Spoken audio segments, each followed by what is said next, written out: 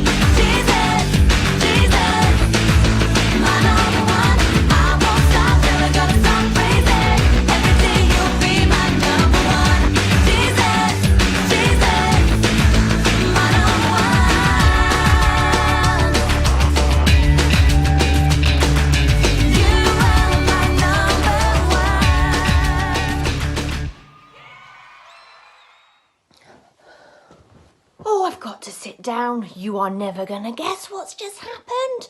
Well, you know what? Jesus had finished saying all these different things to the people and he was returning to Capernaum. And at that time, there was a highly valued slave of a Roman officer and he was really sick. And when I say really sick, I mean he was near death. So when the officer heard about Jesus, he sent some respected Jewish elders to ask him to come and heal his slave. So they did. They went and begged Jesus to help the man because they said, if anyone deserves your help, he does. He loves the Jewish people and he even built a synagogue for them. So Jesus went with them. But But just before they arrived at the house, the officer sent some friends to say, "Don't trouble yourself, Lord, by coming to my home, for I am not worthy of such an honour. I'm not even worthy to come and meet you. Just say the word, and my servant will be healed. I know this because I am under the authority of my superior officers," superior meaning higher than him, "and I have authority over my soldiers. I only need to say, 'Come,' and they come, or 'Go,' and they go. And if I say to my slaves, 'Do this,' they do it." Now Jesus heard this, and he was amazed. Turning to the crowd that was following him, he said, "I tell you, I haven't seen faith like this in all of Israel."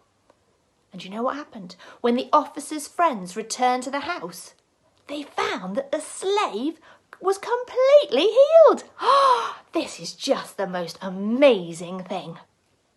Hello everybody and welcome to our game for Messy Church this month. We're going to play a game called Centurion's Command. And what you need to do for this is first get up on your feet.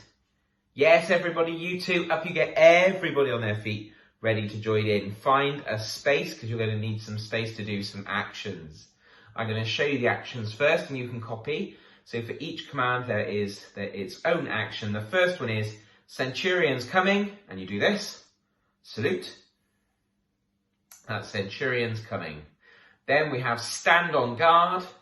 You stand like this with your spear ready. We've got march left. We'll see those hands moving high as you march left. And we've got march right. We've got battle it out, which looks like you're holding a spear ready to fight. And then my favourite, enemies coming. You've got to look panicked. Excellent. So I'm going to read out some different commands. You've all got to copy, and the last person to join in is out in your house. So we'll do a few different commands for you to have a go. Here we go. Stand on guard. Centurion's coming. March left. Enemies coming. March right. Stand on guard. Enemies coming. Stand on guard. Battle it out. Stand on guard. Enemies coming. March left. March right. Stand on guard. Oh, you're doing very well. I wonder who's left in. Well, let's make it even more difficult. Here's the challenge. Can you keep getting the right commands if I do the wrong actions for each one? Here we go. March left. Centurion's coming. Enemies coming. Battle it out. Stand on guard. March right. Enemies coming. Battle it out. Centurion's coming. Well done. Did very well with that. I hope you enjoyed that game. See you later. Right, I've got a plan. I want to try something out here, and I'm going to get Daisy and Eliza to help me. I'm going to see if we can use our words to get things to happen, okay? So I'm going to go over here to Eliza, and we're going to try it, okay? So what we're going to do is we're going to try it with Eliza. Here she is. There she is. And we're going to try and get the light switch to turn off, okay? So Eliza, can you, with your words, get that light switch to turn off? Off. Off. That doesn't seem to be working, Eliza. Maybe whisper it. Off. Off. Still not working, is it? Maybe try a couple of words, like turn off. Turn off. Turn off. That's not working. Hang on a minute. Let's go over here to Daisy. Let's see if she can get something sorted. Right, Daisy's over here with our tomato plants. Let's see if Daisy can possibly get these to maybe grow a bit more. Grow. Grow? Grow.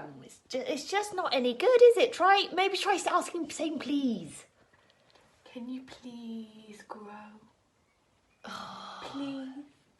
This is no good. This is. Right, we have one more try at this. One more try. Right, Eliza. Let's see if we can get the karaoke machine to play for us. Come on then. Play. Play. It's. I don't know. What else could you try? Please play. It doesn't like it, does it? This is not working. I thought this would work.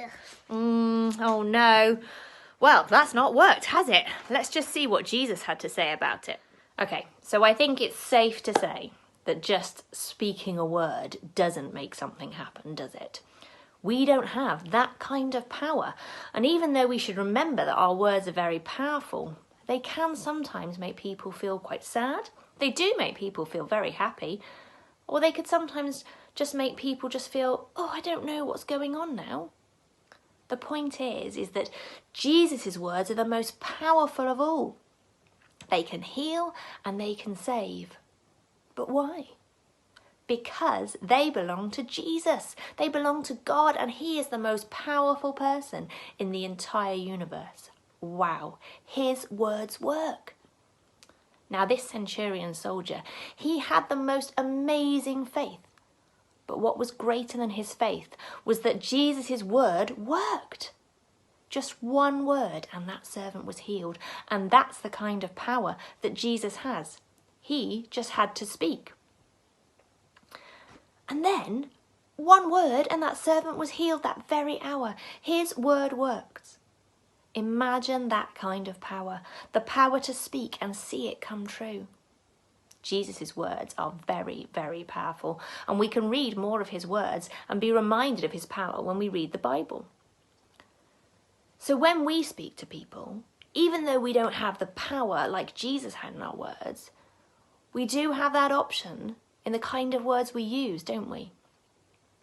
So next time we're talking to someone, remind yourself that Jesus' words are amazing, and try and make your words build somebody up. Because Jesus had wow words. Our God is a great big God. Our God is a great big God. Our God is a great big God, and he holds us in his hands. Our God is a great big God. Our God is a great big God. Our God is a great big God, and he holds us in his hands. He is higher than a skyscraper, and he's deeper than a submarine. He is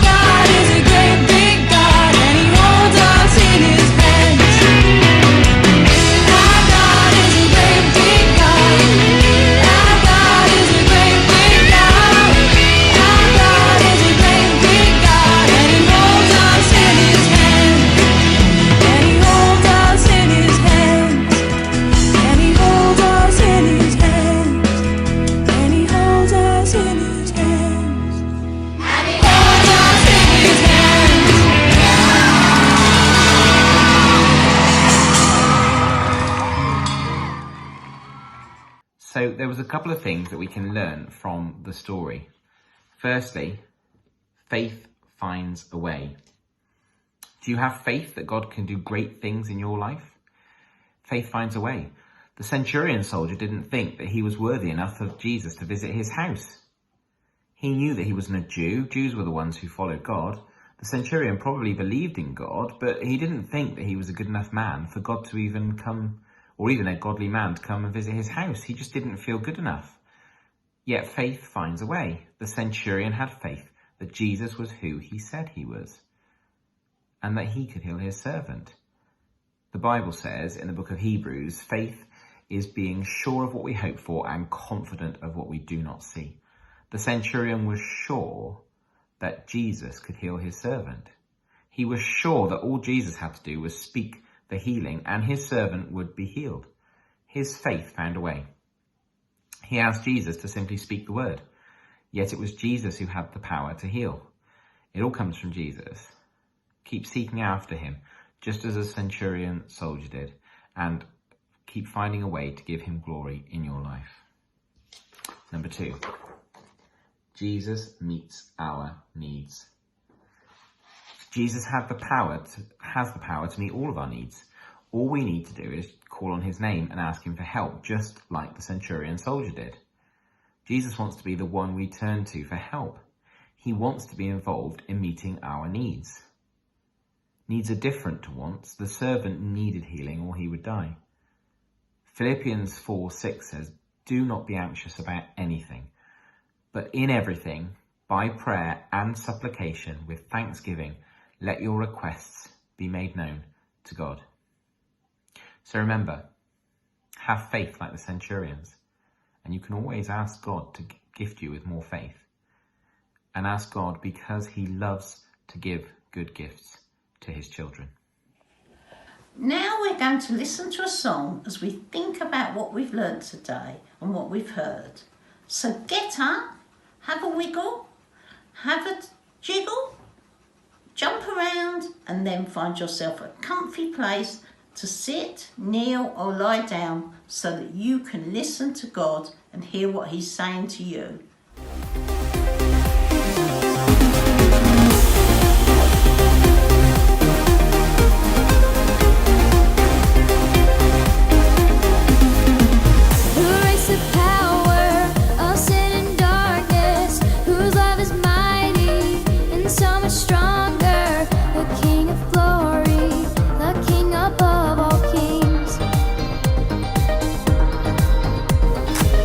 Who shakes the whole earth with holy thunder?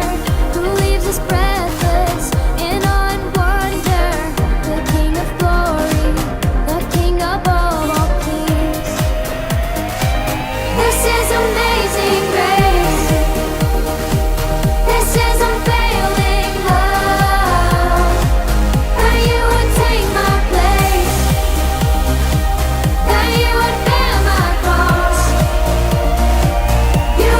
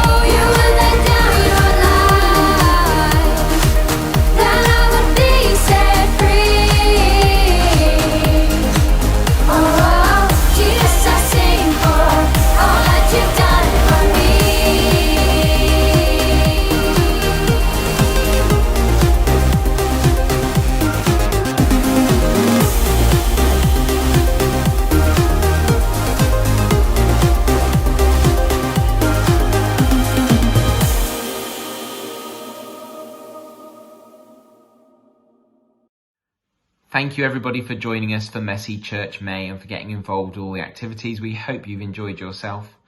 Keep your eye on the Facebook page to find out more about Messy Church June, and we'll put some details on there soon about that. Don't forget the challenge in your pack. I wonder if you spotted the deliberate spelling mistake on the sheet. To use the word centurion to make as many different words as you can from that word itself. See who can do the best in your house and challenge yourselves. Well, take care and God bless, and we will see you all soon. Bye.